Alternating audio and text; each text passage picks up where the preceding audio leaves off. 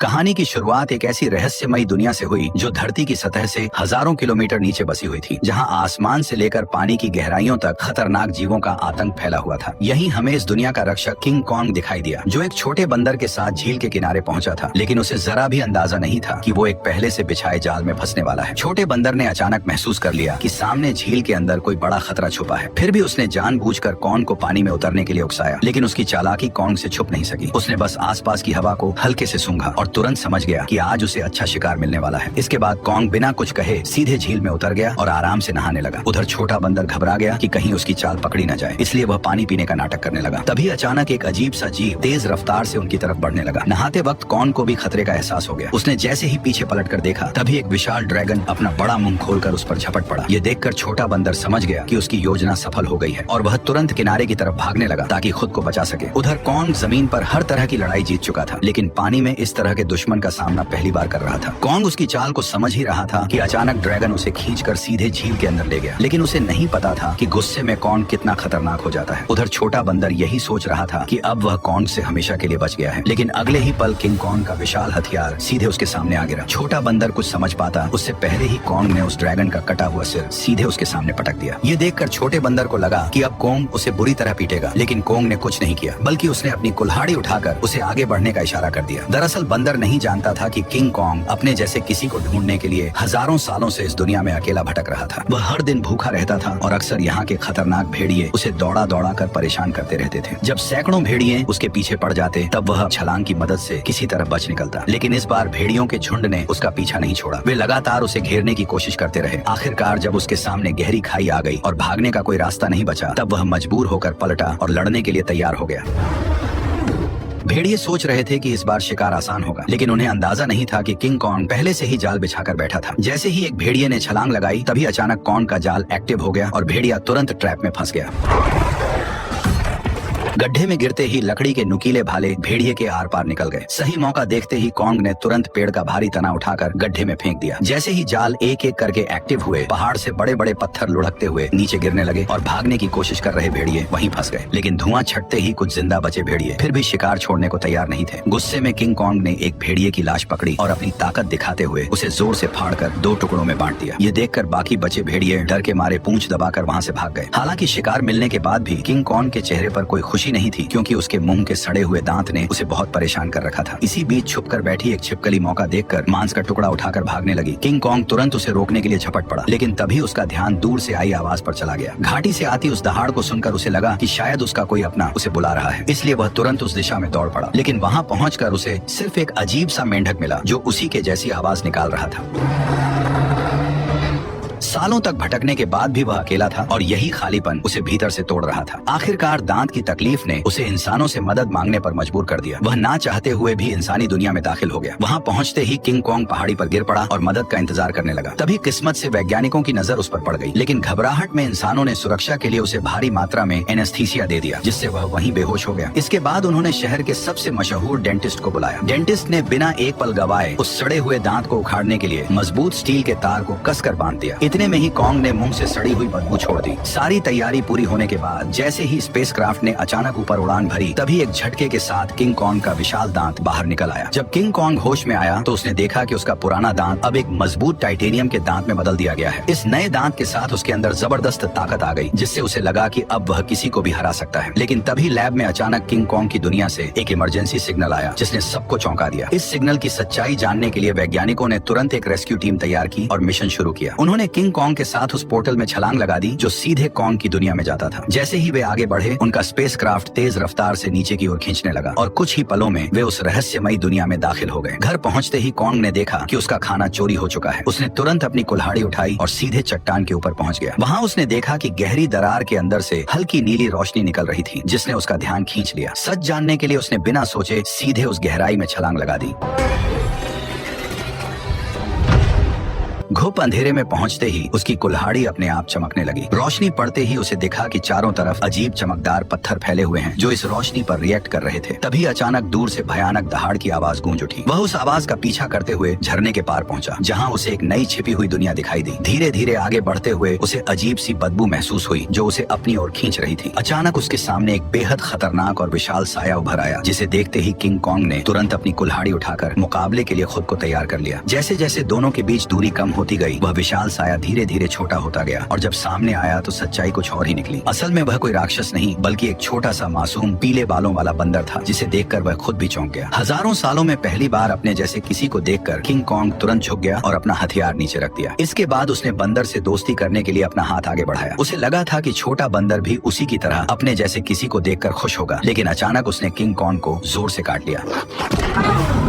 इतनी मुश्किल से अपने जैसे को ढूंढने के बाद किंग कॉन्ग उसे इतनी आसानी से जाने नहीं देना चाहता था, इसलिए वह बंदर के पीछे दौड़ पड़ा। लेकिन तभी अचानक उसके पीछे एक डरावना साया आ खड़ा हुआ, जिसे देखकर वह बुरी तरह चौंक गया, क्योंकि उसने आज तक अपने साइज का कोई गंजा गोरिल्ला नहीं देखा था। जैसे ही कॉन्ग उसकी ओर बढ़ने लगा, तभी अचानक दो लंबे हाथों वाले गोरिल्लाओं ने पीछे से आकर उसे जोर से जमीन पर गिरा दिया। गंजे के चेहरे की मुस्कुराहट देखकर साफ था कि वे लड़ाई के इरादे से ही आए थे, इसलिए किंग कॉन्ग ने भी अब उन्हें मारने का इरादा कर लिया। उसने तुरंत एक पत्थर उठाया और सीधे गोरिल्ला पर दे मारा। गुस्से में गंजा भी उस पर हमला करने दौड़ पड़ा, लेकिन कॉन्ग ने चालाकी से उसे भी मात दे दी। कुछ ही पलों में वह सबको जमीन पर गिराता चला गया, यहाँ तक कि गंजा कॉन्ग की कुल्हाड़ी को हाथ में लेकर भी कुछ नहीं कर पाया और चारों खाने चित हो गया। जैसे ही किंग कॉन्ग अपना हथियार उठाने बढ़ा, तभी छोटा पीला बंदर अचानक दौड़कर आया और उसके चेहरे पर झपटकर हमला करने की कोशिश करने लगा। ये देखकर किंग कॉन्ग ने उसे भी पकड़ लिया और उसी को हथियार बनाकर बाकी गोरिल्लाओं की जमकर पिटाई कर दी। हालांकि वे जानते थे कि वे किंग कॉन्ग का सामना नहीं कर सकते, फिर भी वे बारी बारी से उस पर हमला करते रहे। इसी बीच एक बंदर गलती से खाई में गिर गया, लेकिन किंग कॉन्ग ने फुर्ती दिखाते हुए उसे तुरंत पकड़कर ऊपर खींच लिया। लेकिन एहसान मानने की बजाय उसने जमीन से चाकू उठाकर किंग कॉन्ग पर वार कर दिया। ये देखकर किंग कॉन्ग का गुस्सा भड़क गया और उसने एक जोरदार लात मारकर उसे फिर से गहरी खाई में फेंक दिया। ये हाल देखकर गंजा डर गया और तुरंत पीछे मुड़कर भागने लगा। किंग कॉन्ग ने पास पड़ा पत्थर उठाकर उसकी तरफ फेंका, जो सीधा जाकर उसके सिर में जा लगा। चोट लगने के बाद भी वह कुछ बड़बड़ाता हुआ बिना पीछे देखे वहाँ से भाग गया। तभी किंग कॉन्ग ने पेड़ों के बीच में छुपे उस बंदर को पकड़कर बाहर निकाल लिया और जोर से जमीन पर पटक दिया। इसके बाद उसने जमीन से गंजे का गिरा हुआ चाकू उठाया और छोटे बंदर को इशारा किया कि वो उसे गोरिल्ला के ठिकाने तक ले जाए। बेचारा छोटा बंदर मजबूरी में आगे आगे चलने लगा और किंग कॉन्ग उसके पीछे पीछे बढ़ता गया। जैसे जैसे वे अंदर की ओर बढ़ते गए, वैसे वैसे उन्हें वहाँ कई सारे खतरनाक जानवर दिखाई देने लगे, लेकिन इस शांत दिखने वाली जगह के अंदर हर कदम पर खतरा छुपा हुआ था। छोटा बंदर बचने के लिए चालाकी से उसे उस इलाके में ले गया जहाँ विशाल ड्रैगन रहता था, लेकिन उसे क्या पता था कि किंग कॉन्ग के सामने उसकी यह चाल ज्यादा देर टिकने वाली नहीं थी। अचानक एक विशाल ड्रैगन उसके सामने आ खड़ा हुआ, लेकिन कॉन्ग ने डरने की बजाय कुछ ही मिनटों में उसका काम तमाम कर दिया और फिर आराम से बैठकर उसे खाने लगा। ये देखकर छोटा बंदर भी उसके पास आना चाहता था, लेकिन डर के कारण हिम्मत नहीं जुटा पाया। किंग कॉन्ग ने उसकी हालत देखकर खुद ही मांस का टुकड़ा तोड़कर उसकी तरफ बढ़ा दिया। फिर भी छोटा बंदर उस पर भरोसा नहीं कर पा रहा था। ये देखकर किंग कॉन्ग गुस्सा हो गया और उसने मांस जमीन पर फेंक दिया, जैसे कह रहा हो खाना हो तो खा वरना भाड़ में जा। भूख से बेहाल बंदर तुरंत मांस खाने लगा और हर कौर के साथ उसका नजरिया भी बदलने लगा। उसे लगा कि किंग कॉन्ग उतना भी बुरा नहीं है जितना वह सोच रहा था। धीरे धीरे वह हिम्मत जुटाकर किंग कॉन्ग के पास आकर बैठ गया और दोनों शांत होकर एक साथ वक्त बिताने लगे। इस पल बिल्कुल ऐसा लग रहा था जैसे कोई पिता अपने बच्चे के साथ सुकून के पल बिता रहा हो, लेकिन उन्हें जरा भी अंदाजा नहीं था कि जैसे जैसे वे आगे बढ़ रहे थे, खतरा तेजी से उनकी ओर आता जा रहा था। जैसे ही वे और गहराई में पहुंचे, तभी किंग कॉन्ग ने आखिरकार अपने जैसे जीवों को देख लिया, लेकिन यह देखकर उसका दिल टूट गया कि वे सब बेहद बुरी हालत में जी रहे थे। वे सभी दिन भर मजदूरी करने को मजबूर थे और उनका जीवन किसी नरक से कम नहीं था। इसी दौरान एक बूढ़े बंदर से गलती से पत्थर गिर गया, जिससे गुस्सा होकर गोरिल्ला ने उसे बुरी तरह पीट दिया। ये देखकर किंग कॉन्ग खुद को रोक नहीं पाया और उसने जोर से अपनी कुल्हाड़ी जमीन पर मारकर उस बूढ़े बंदर को उठा लिया। तभी वहाँ मौजूद पहरेदार गुस्से में किंग कॉन्ग की तरफ दौड़ा और उसे दखल न देने की चेतावनी देने लगा, लेकिन अगले ही पल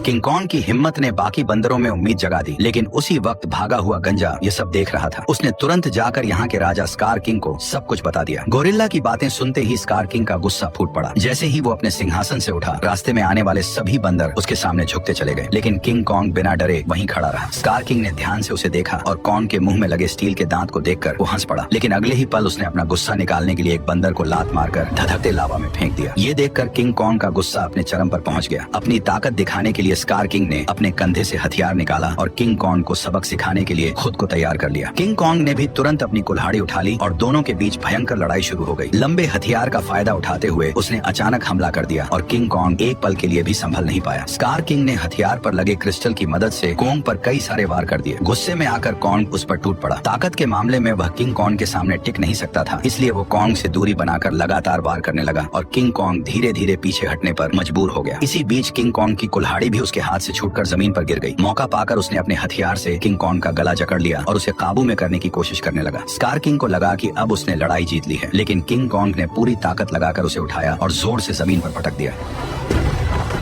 किंग कॉन्ग ने कुछ ही देर में उसे चित कर दिया। तभी स्कार किंग ने तय किया कि वह उसे उसकी असली ताकत दिखाकर ही मानेगा। जैसे ही उसके हथियार में लगा पत्थर चमकने लगा, तभी अचानक गोरिल्लाओं ने पत्थर गिराकर लावा का रास्ता रोक दिया। ठीक उसी पल गुफा में छिपे खौफनाक राक्षस की आंखें दिखाई देने लगी। तपती जमीन अचानक बर्फ बन गई और बाहर निकला वही विशाल जीव टाइटन शीमो, जिसने कभी पूरी दुनिया को बर्फ में जकड़ लिया था। स्कार किंग ने तुरंत उसे कॉन्ग पर हमले का हुक्म दिया, लेकिन शीमो इस हुक्म से खुश नहीं दिख रहा था। जैसे ही उस पर दबाव बढ़ाया गया, वह दर्द से तड़प उठा और मजबूरी में उसने हमला कर दिया। किंग कॉन्ग ने फुर्ती दिखाते हुए तुरंत छलांग लगाई और पहले वार से खुद को बचा लिया। इसके बाद उसने अपनी कुल्हाड़ी सामने रखकर खुद को संभालने की कोशिश की, लेकिन शीमो की ताकत के सामने उसकी सारी कोशिशें कमजोर पड़ने लगी। देखते ही देखते उसका हाथ जमने लगा और बर्फ में बदलता चला गया। इस अचानक हुए हमले से उसका दाहिना हाथ बुरी तरह घायल हो गया और वह कमजोर पड़ने लगा। मौका देखकर स्कार किंग ने तुरंत उसे खत्म करने का आदेश दे दिया। जैसे ही अगला हमला होने वाला था, तभी पीछे से छोटा बंदर सुरंग की ओर इशारा कर उसे तुरंत भागने को कहने लगा। उसी समय शीमो ने मजबूरी में फिर से हमला कर दिया। ये देखकर किंग कॉन्ग तुरंत मुड़ा और तेजी से सुरंग के अंदर घुस गया।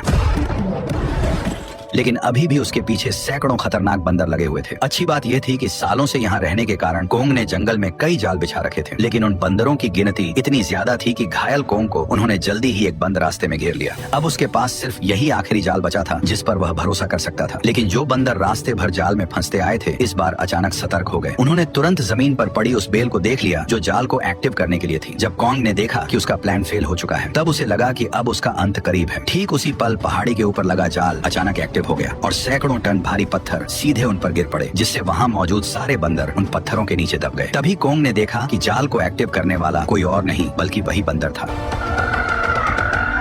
अब कोंग बुरी तरह घायल था और लड़ने की हालत में नहीं था, इसलिए वह छोटे बंदर के सहारे इंसानों के पास लौटने लगा। लेकिन उसे अंदाजा नहीं था कि अभी भी एक बंदर जिंदा बच गया है। उधर कोंग के साथ आए वैज्ञानिकों ने देखा कि उनका बेस पूरी तरह तबाह हो चुका है। तभी उनकी नजर चट्टान के ऊपर बने एक विशाल हाथ के निशान पर पड़ी, जिससे उन्होंने अंदाजा लगाया कि इस दुनिया में कोंग जैसे और भी विशाल जीव मौजूद हैं। जल्द ही वे जंगल की गहराई में पहुंच गए, जहां उन्हें एक छुपा हुआ यंत्र दिखाई दिया। जैसे ही लड़की ने उसे दबाया, उसी पल कई जगहों से पानी बहकर नीचे आने लगा। वह पानी मिलकर एक तेज धारा बन गई और जंगल के अंदर की ओर बहने लगी। वैज्ञानिक उसका पीछा करते करते एक रहस्यमयी जादुई दीवार के सामने पहुंच गए, जिसने जंगल के अंदर एक अदृश्य जगह को छुपा रखा था। जैसे ही उन्होंने उस दीवार को छुआ, तभी उसमें नीली चमक दौड़ पड़ी। ये देखकर उन्होंने तुरंत दीवार के अंदर एक छेद कर दिया और तभी उनके सामने एक ऐसा नजारा आया जिसे देखकर उनकी आंखें खुली की खुली रह गईं। दीवार के पीछे एक ऐसी सुंदर और रहस्यमयी दुनिया मौजूद थी जिसे आज तक न किसी ने देखा था और न ही उसके बारे में सुना था। जैसे ही वैज्ञानिकों ने इस दुनिया में कदम रखा, तभी अचानक उन्हें उस दुनिया के जनजातीय लोगों ने घेर लिया। ये लोग इंसानों जैसे दिखते थे, लेकिन उनकी वेशभूषा किसी नॉर्मल इंसान से बिल्कुल अलग थी। वे लोग वैज्ञानिकों को नुकसान पहुंचाए बिना सीधे अपने कबीले के पास ले गए। वहां पहुंचकर उन्हें पता चला कि यह लोग हजारों सालों से धरती के नीचे रह रहे हैं और उस पोर्टल की रक्षा कर रहे हैं जो ऊपर की दुनिया से सीधे जुड़ा हुआ है। स्कार किंग सालों से इसी जगह की खोज में लगा था ताकि वो इस पोर्टल की मदद से इंसानी दुनिया पर कब्जा कर सके। ठीक उसी समय इंसानों की गंध को सूंघते हुए किंग कॉन्ग वैज्ञानिकों तक पहुंच गया, लेकिन अदृश्य दीवार की वजह से वो भीतर की दुनिया को देख नहीं सका। इसलिए कबीले के लोगों ने उस जादुई दीवार में एक दरार बना दी, जिससे कॉन्ग आसानी से अंदर घुस गया और सीधे इंसानों के बीच पहुंच गया। लेकिन उन्हें नहीं पता था कि यह सब पीछा कर रहे बंदर ने देख लिया था। जैसे ही किंग कॉन्ग इंसानों के सामने पहुंचा, तभी वह कमजोर पड़ गया और सीधे जमीन पर गिर पड़ा। वैज्ञानिकों ने देखा कि कॉन्ग का हाथ बुरी तरह घायल है और अब वो कुछ भी करने की हालत में नहीं है। ये देखकर डॉक्टर ने तुरंत फैसला किया कि कॉन्ग के हाथ को पूरी तरह बदलना पड़ेगा। उसे तुरंत मैकेनिक आर्म का आइडिया आया। ये वही सुपर मैकेनिकल आर्म था जिसे इंसानों ने पहले कॉन्ग को और ताकतवर बनाने के लिए डिजाइन किया था। अच्छी बात यह थी कि यह गैजेट अभी भी तबाह हो चुके बेस के नीचे बने अंडरग्राउंड मैकेनिकल स्टोर में सुरक्षित रखा हुआ था। जल्द ही डॉक्टर उसे वहां से निकाल लाया और उसे सीधे कॉन्ग के शरीर के ऊपर लाकर छोड़ दिया और तभी वह मशीन खुद ब खुद कॉन्ग के जख्मी हिस्से को पहचान कर जुड़ने लगी।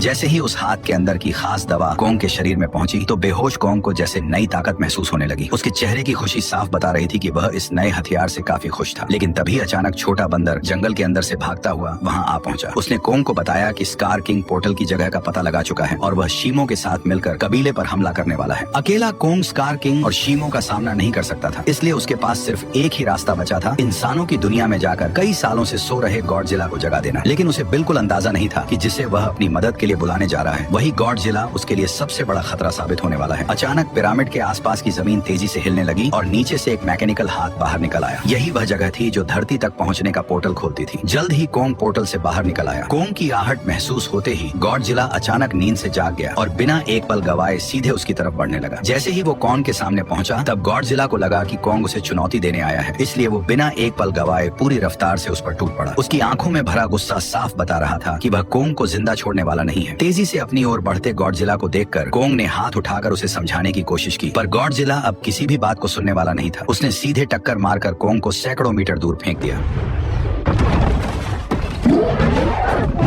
गॉडजिला को रुकता न देखकर कोंग ने पीछे से हमला किया ताकि किसी तरह उसे शांत कर सके, लेकिन रेत आंखों में जाते ही गॉडजिला और भड़क गया। उसने पलटकर कोंग के हाथ को अपने जबड़ों में जकड़ लिया और जोर से उसे जमीन पर पटक दिया, जिससे कोंग पूरी तरह चकरा गया। कोंग संभल भी नहीं पाया था कि गॉडजिला फिर से उस पर टूट पड़ा। जब बातों से कुछ नहीं हुआ तो कोंग ने भी जोरदार पलटवार शुरू कर दिया। हालांकि गॉडजिला अपने सबसे ताकतवर रूप में था, लेकिन मैकेनिकल आर्म की ताकत के साथ अब कोंग भी किसी से कम नहीं था। लेकिन जब कोंग ने देखा कि वह गॉडजिला को हरा नहीं पाएगा तब उसने बिना एक पल गवाए उसे पकड़कर जबरदस्ती पोर्टल की ओर खींचना शुरू कर दिया। उधर कबीले के लोगों ने स्कार किंग को रोकने के लिए एक खास रेड लिक्विड पानी में मिला दिया। जैसे ही लिक्विड पानी में घुला एक जादुई बदलाव शुरू हो गया। उससे एक ऐसा सिस्टम एक्टिव हुआ जो दो विशाल पिरामिड को आपस में जोड़ने लगा और जैसे ही ये पिरामिड जुड़ते ग्रेविटी कुछ समय के लिए खत्म हो जाती, जिससे सब हवा में उड़ने लगते और स्कार किंग के लिए पोर्टल तक पहुंचना लगभग नामुमकिन हो जाता। लेकिन पिरामिड पूरी तरह जुड़ पाते उससे पहले ही स्कार किंग वहां पहुंच गया। आते ही उसने उस एंटी ग्रेविटी सिस्टम को पहचान लिया। उसने तुरंत शीमो को आदेश दिया कि वह बर्फ से पिरामिड के बीच का रास्ता बंद कर दे। तभी अचानक पोर्टल से एक तेज रोशनी निकली और जमीन पर आ गिरी। अगले ही पल गॉडजिला और कोंग मलबे को चीरते हुए बाहर निकल आए। जैसे ही गॉडजिला की नजर शीमो और स्कार किंग पर पड़ी तभी उसे सब समझ आ गया कि कोंग उसे यहाँ क्यों लाया है, इसलिए बिना एक सेकंड गवाए वह कोंग के साथ मिलकर उन पर टूट पड़ा। उधर स्कार किंग भी शीमो के साथ उनकी तरफ बढ़ने लगा। दोनों तरफ कोई भी कमजोर नहीं था। जैसे ही चारों भिड़े उसी पल बर्फ टूट गई और पिरामिड आपस में टकरा गए। उस टक्कर से निकली लहर ने पूरी जगह की ग्रेविटी खत्म कर दी। हर कोई हवा में तैरने लगा, लेकिन इसके बावजूद गॉडजिला बिना ग्रेविटी के भी तेजी से बचते हुए सीधे शीमो की तरफ बढ़ने लगा। वहीं चालाक स्कार किंग ने कोंग की कुल्हाड़ी उठाकर उसी पर हमला कर दिया, पर कोंग ने अपने मैकेनिकल आर्म से हर वार को रोक दिया। कुछ ही पलों में हालात पलट गए और कोंग स्कार किंग पर भारी पड़ने लगा, लेकिन दुश्मन ज्यादा होने की वजह से उस पर पीछे से हमले होने लगे। ये देखकर छोटा बंदर पत्थर उठाकर कोंग की मदद करने लगा। तभी मौका पाकर शीमो ने गॉडजिला पर हमला किया और कुछ ही पलों में उसे पूरी तरह बर्फ में जमा दिया। लेकिन गॉडजिला भी उससे कम नहीं था। उसने एक ही झटके में बर्फ तोड़ दी। उसी समय एंटी ग्रेविटी सिस्टम बंद हो गया और दोबारा ग्रेविटी लौट आई। मौका मिलते ही स्कार किंग कोंग की पकड़ से निकलकर सीधे पोर्टल में कूद पड़ा। उसे रोकने के लिए गॉडजिला और कोंग भी उसके पीछे कूद पड़े, लेकिन इस अफरा तफरी में कोंग की कुल्हाड़ी वहीं छूट गई। दूसरी तरफ इंसानों को अंदाजा भी नहीं था कि कितना बड़ा खतरा आने वाला है। अचानक समुद्र की लहरें जमकर बर्फ के पहाड़ में बदल गईं। अगले ही पल स्कार किंग शीमो के साथ धरती पर पहुंच गया। खुले आसमान की रोशनी पाकर उसने नीचे मौजूद इंसानों को देखकर जोरदार दहाड़ लगा दी।